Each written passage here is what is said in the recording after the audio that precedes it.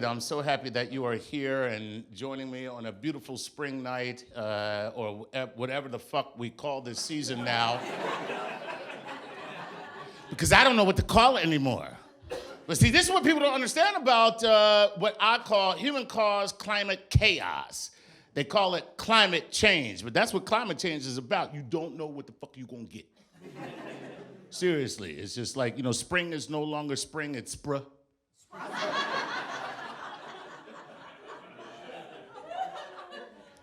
You know what I mean? Because it's just like, you get one day, it might be warm, the next day, cold. Next day, it's warm, next day, cold rain. And that happens, that is a result of climate change, and that's what people don't understand, that's what it's really going to do. It's just going to fuck up your seasons. And the funny thing is, right now, we're in this is the second year in a row where this has happened, okay? If you remember last year in New York, like, the spring never really happened, and people lost their mind.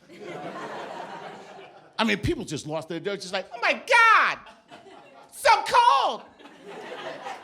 What happened to spring? We should have had a spring. We're being cheated out of spring.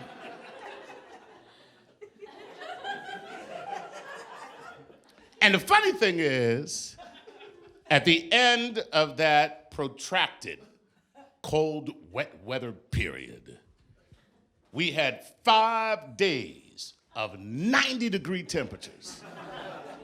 And people lost their shit. They're like, oh my God, it's so hot. What happened to spring? It just went from winter to summer. We didn't even have a spring. We should have had a spring.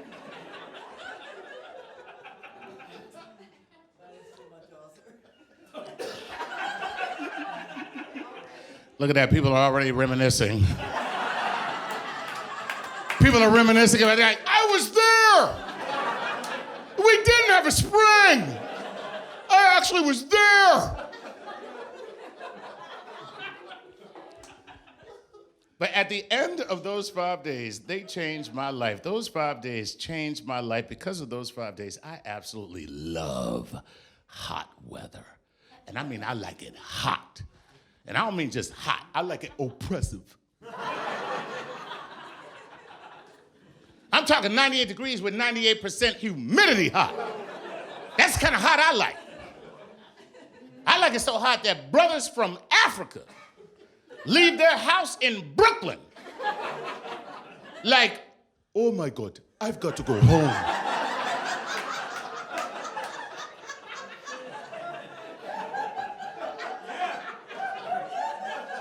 It is far too hot.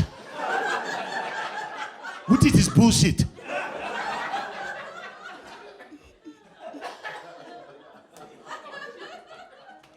So I will never forget, at the end of those 5 days, it was a Friday, and I had a live television appearance. And whenever you go on TV, no matter who you are, they have to put makeup on you. And for some reason, the makeup artists always explain to the men, never to the women, but to the men, that they have to put makeup on you. I don't know, maybe men are that fucking homophobic, that they're just like, oh, don't paint me with gay.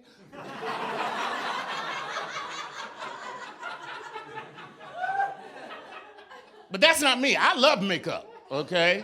It makes me look better. I wish I could wear it every day. I really don't care, you know what I mean?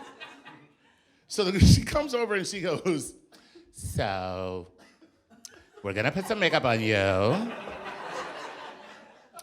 But don't worry, you're still gonna look like you. I was like, I already look like me. She's like, yes, I know, but we're just gonna put some powder on you and take the shine off, but don't worry, you're still gonna look like you. I was like, maybe I don't wanna look like me. Maybe I wanna step this shit up.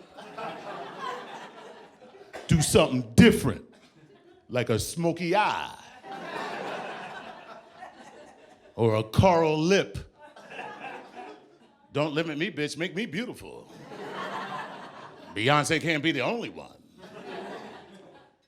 But she didn't do that. She just put some powder on me and I looked like me. It was very disappointing. But after the appearance, they had a car waiting for me, and I don't know if you know, but 30 Rock is, in Midtown Manhattan, and I was like, fuck that, I'm not getting a car at Midtown Manhattan 5 o'clock on a Friday. I'll get home on Tuesday. Okay, now I know who lives in New York. Everybody who laughed lives in New York. Because you do not do that. You never get in a car at 5 o'clock on a Friday in Midtown Manhattan. You don't do that. You do what New Yorkers do. You take the subway, And so that's what I did. I went downstairs. I was like, hey, man, listen, I'm Chuck. So I'm not going to get into the car because I want to get home this century. So do me a favor, just tell them that you took me wherever you said you got to take me, and so you can get paid, but I'm going to take the subway. And he goes, are you sure? It's very hot.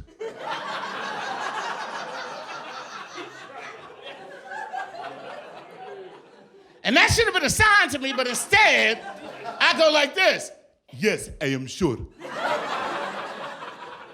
Because for whatever reason, I speak to people in whatever accent they speak to me.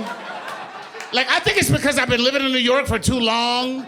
You know what I mean? There's just so many accents, like you just start mirroring the accent without even knowing that you're mirroring the accent. Like even if I'm at a restaurant and the waiter comes over and he's just like, hello, I am Henri, I will be your waiter. And I'm just like, hello, I am Charles, I will be eating the shit you are bringing me.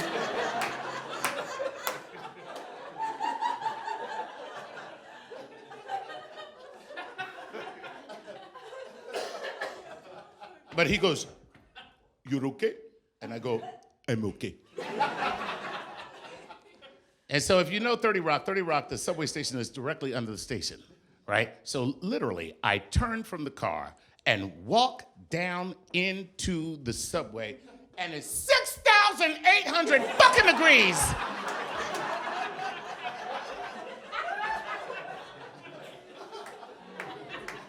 Because that's what happens in New York after 5 days of 90-degree temperatures.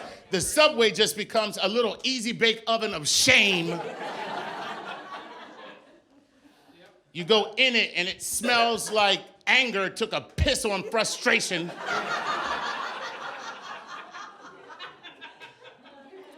And I'm like, oh my God, what have I done? I just left a chauffeur-driven, air-conditioned limousine to crawl into Satan's asshole. What the hell is wrong with me? But I'm standing on the subway platform, and my God, it is so hot. And I am sweating profusely, and I'm like, oh my God, it is so hot. And we didn't even have a spring. We should have had a spring.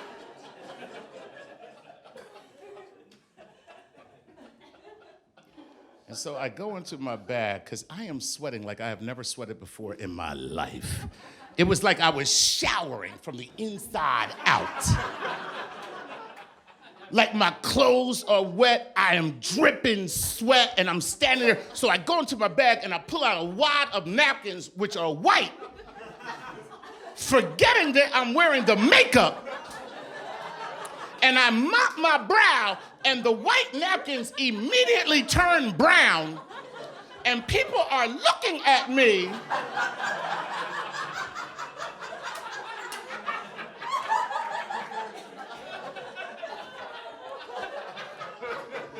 So I decided to have some fun with it. I'm just mopping my brow and looking at the napkins like, oh. Now even more people are looking at me.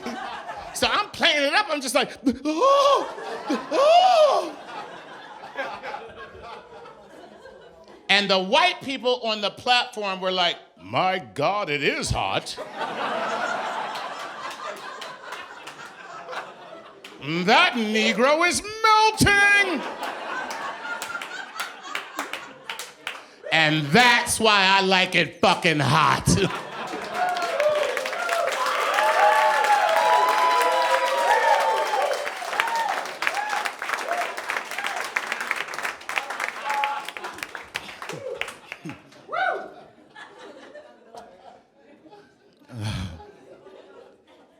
I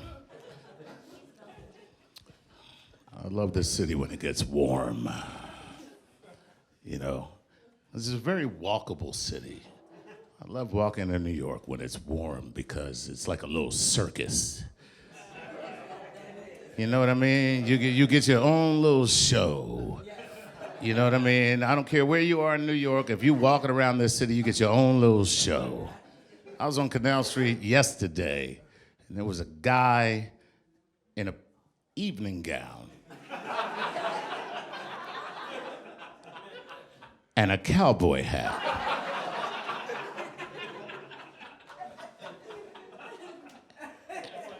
And I was like, you were born 20 years too late, because all you need right now is some roller skates.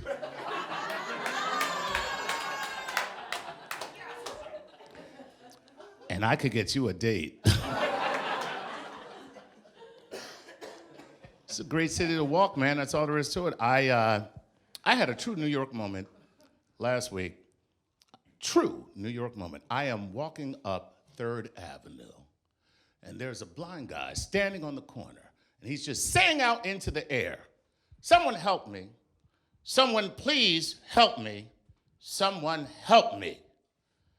And as I walked by him, I thought to myself, somebody ought to help that dude.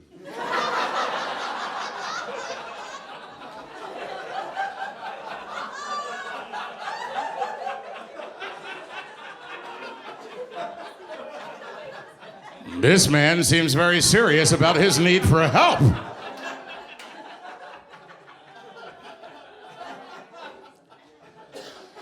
But then the moment got the better of me. I was like, oh, let me go over here. I know I'm gonna regret this. Let me see what the fuck he needs. So I walk over to him and I'm just like, what is it, man?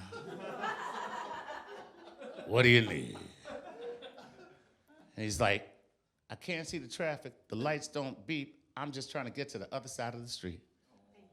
Right. Exactly. I was like, God damn. New York is a tough city. Like a blind guy can't even get across the street. Because you know what New Yorkers are doing. New Yorkers are so busy, they're just like, I'm late. He can't see me. I'm good.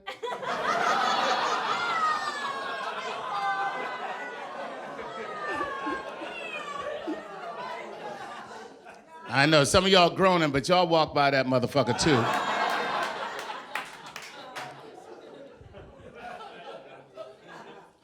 So I said to him, yo, man, take my arm. I'm gonna get you to the other side of the street. Because I'm a good person.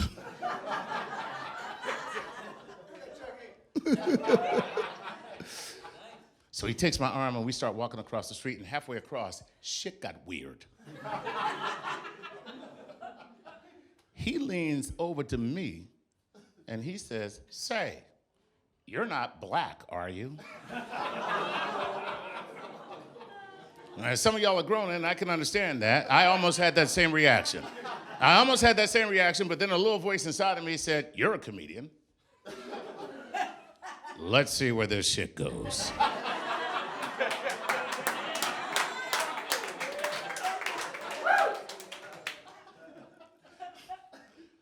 So I said, I didn't know that would make a difference. And he goes, it doesn't. I'm blind. I don't even know what black is. Which to me was fucking hilarious. And I'm thinking to myself, only in New York, can you do a Boy Scout good deed, like help a blind guy across the street only to have him break your fucking balls.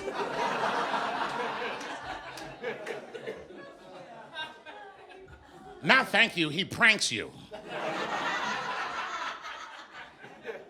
So I started laughing. He's like, oh man, I'm so glad that you laughed at that, because last week I said that to a woman and she was like, no, I'm not black, so you're okay.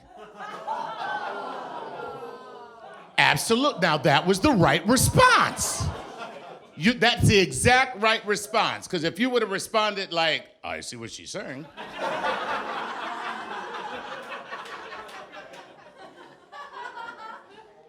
might have a little problem with you. And then he says, so I said to her, you racist bitch.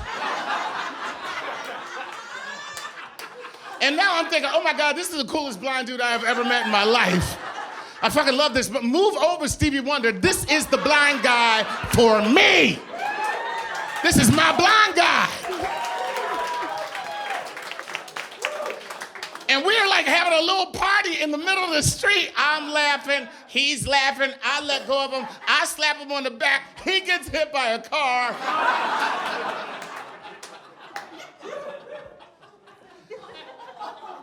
And then I had to run because it looked like a black guy just pushed a blind guy into fucking traffic.